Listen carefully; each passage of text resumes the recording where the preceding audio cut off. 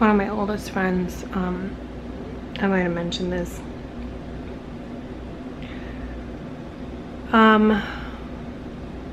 got the virus, and it was bad enough to get it and get a really bad case of it and be in and out of the hospital, and it was horrific and terrifying, and he hasn't recovered, you know. I think we're gonna see a lot of PTSD in doctors and patients. I grew up with asthma, so I'm not a stranger to how frightening it is not to be able to breathe. And I've had pneumonia in my lungs once, many years ago, and I can just only imagine if being treated, you know, at that time I was being treated by somebody in a spacesuit. So now this person's getting admitted to the psych ward. And I have to say, like, it's become so difficult to stay in touch because a lot of different things happen when you have PTSD. I had a very complicated upbringing, which I've mentioned, and I've just had a lot of losses, and I know I've spent a lot of my life, I mean pretty much all of my life, like when I was a kid I was like that girl reading the Chicken Soup, you know, Chicken Soup for the Soul, and you know, I just love memoirs, and I love stories of fucked up childhoods, getting better. I don't know if you can swear on YouTube, and when I'm speaking candidly like this, don't have the best mouth. Although I can clean it up, I do it at school, so there's hope for that. But I'm so glad I have this camera right now, because you know what? I don't know who else to call. I don't have anybody else to call. And I can't even talk to him. He won't answer the phone. And you know, he thought he had the virus for going on like 4 or 5 weeks. And at that point I was starting to think, like, this can't possibly, like, okay, maybe 4 weeks, but like, so then it, you know, what he thought, I think, were breathing attacks or really panic attacks, and I can't even count how many times he's been to the ER. Well, I could if I looked at my calendar, because I have made little notes throughout his whole journey with this, just because I'm really concerned.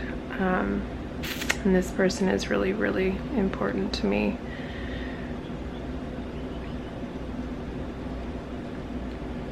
But yeah, he now they're putting him in a psych ward for 3 to 6 days. So he texted me to tell me that he won't have, you know, he can't have a phone or anything. I guess my hope is that perhaps this leads to, you know, somehow being able to visit him, because I just really feel that, especially when you're going through really heavy stuff, yes, your tendency is to push away the world, and I get it. But sometimes it can be really grounding to have some comfort from somebody that you have known for, since we were kids. We must have met in 5th grade, I'd say. Somewhere around there, I don't know, it could have been middle school. I was so in love with him. He played the guitar, he had long hair. I'm scared for him. I'm just scared it's gonna make it worse too, to be around actual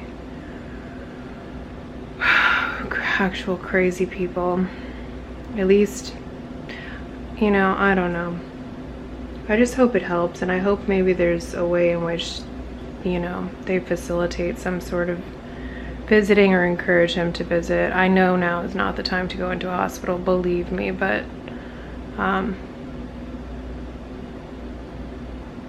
this is just happens to be a person that I would do just about anything for. So I'm really worried. And I guess I don't think he would really like me posting this. He's pretty private, but the thing about it is, I even had a conversation with him, and like, his mom thinks the same thing, like he should be documenting all of this, because this is, and I guess in effect it sort of is, because he keeps going into the ER, so there's got to be paperwork log. But like,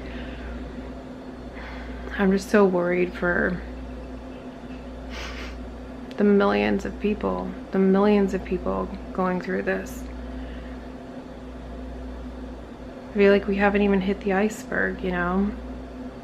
I'm equally terrified to get it. Like, I don't mean to be pessimistic, but I'm not sure I would survive it, based on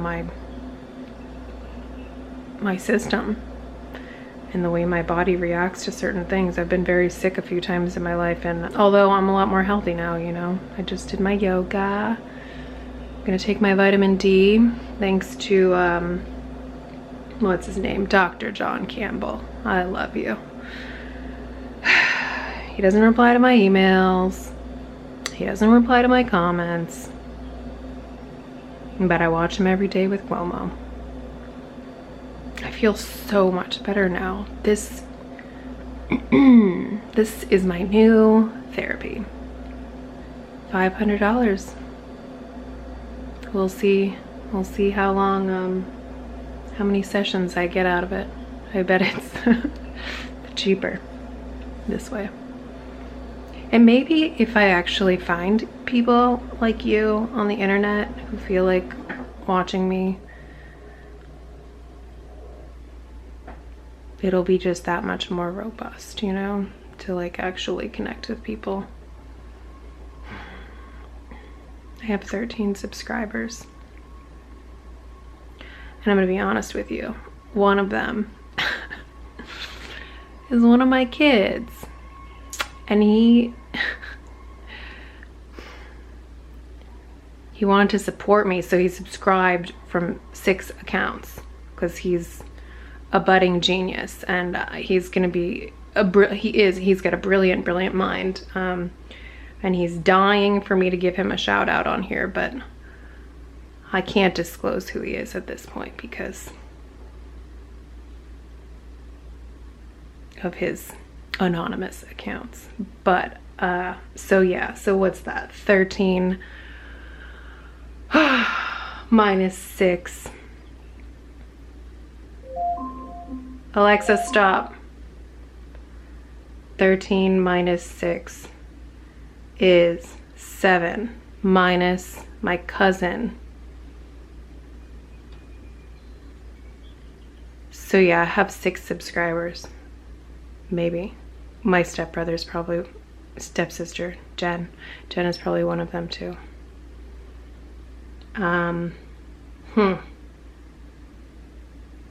So yeah, I don't know how to get subscribers, but I guess my Alexa, stop. Doesn't she know that I'm busy? Why doesn't she pay attention more? It's telling me to check my Match.com profile.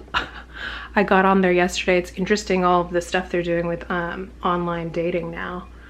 Like Insta Zoom, which I'm down for. I'm getting pretty good at Zoom, so I mean, that's fine. So what was I saying? Subscribers, yeah. So I haven't decided how to go about this. So my Pinterest, you know, I don't really promote it very much, and I haven't been really promoting this. I've shared some of my weekly teaching videos on LinkedIn, but I want like a subscriber base that's actually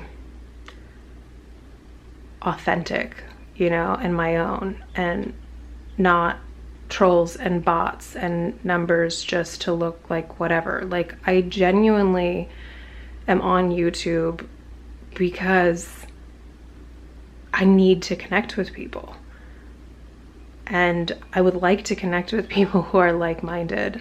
I mean,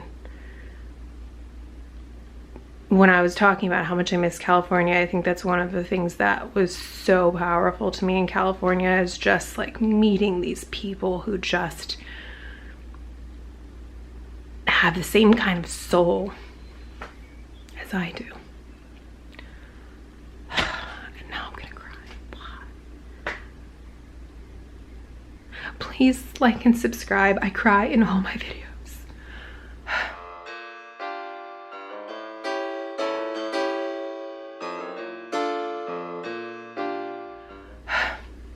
No.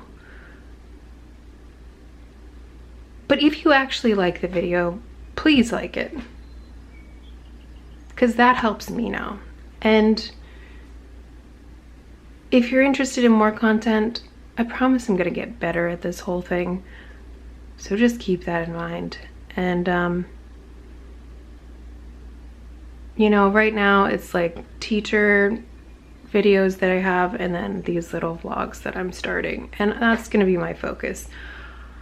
Depending, I have a feeling education is going to be online next year too, so we'll have a summer break from the teaching lessons, but those are sort of like separate and not what this is about. That just happened to coincide all at the same time, and I already had the channel, so boom, boom, boom.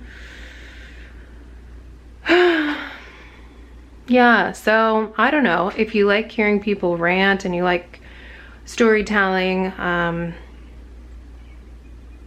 vlogging, that's what I'm gonna be here doing. So please like and subscribe if you're a real person who wants to connect with another real person, especially at this time. Thanks for listening to me. I'm gonna take a deep breath, and I'm gonna get ready for another Zoom meeting. We're having a farewell celebration to one of the teachers, so everybody's going to record a little 30-second clip, and I think that there are certain things that are happening at this time. I know I just said I was leaving, but just a second more. What do you call it? Oh, well, one of the really, like, I think this is such a touching thing. So we have like this huge TV media production department at my school, which is so awesome, and they are so awesome, and they have totally transformed to the digital experience pretty seamlessly. They do like a TV show every day for the kids with the announcements during the regular school year, which is really fun. We watch it during advisory. But anyway, I just so feel for all of the educators who are retiring. I mean, in some ways, I think like sometimes it just makes sense. And like right now, it's like if this is your last year, you only have a couple years left, maybe it's just safer to do this so that you don't put yourself in harm's way, because we all know schools are breeding grounds. The thought of going back is something that I can't actually process, because I get everything. I get so sick. But anyway, it's really cool because we're all going to record this little snippet for her. You know, I've only been at the school for a year, so it's going to be quick, but she took a chance on me, man, and I'm so appreciative. And they're going to make her, the TV team is going to edit all together and give her this really beautiful gift. And it's like, if we were in regular school, that would have never happened. There would have been like a luncheon or something, you know? And this is just so special. She'll have it forever, you know? What a gift. Maybe that's what I should start doing. Just making people little videos as gifts. That would be a good Christmas gift idea. I'm a huge, my most popular things on Pinterest, or my most popular board on Pinterest is my DIY Christmas. I love Christmas. I love the holidays. I can't wait to share my life with somebody. I gotta tell you, I know how to make it feel really special, and it's really even more special when you get to share it with somebody else, because it's still special. Like, I still do. I don't care if nobody's here, you know. I got my tree. I don't know why I'm talking about Christmas 6 months away, but it's my birthday's also like a week before Christmas, so I think that's part of the reason I really love it. But I got this tree and it looks like a redwood tree. It's so cute. And skinny and tall and perfect size for my little baby apartment. All right, so anyway, I've just ranted on for another 4 minutes and I'm officially gonna go.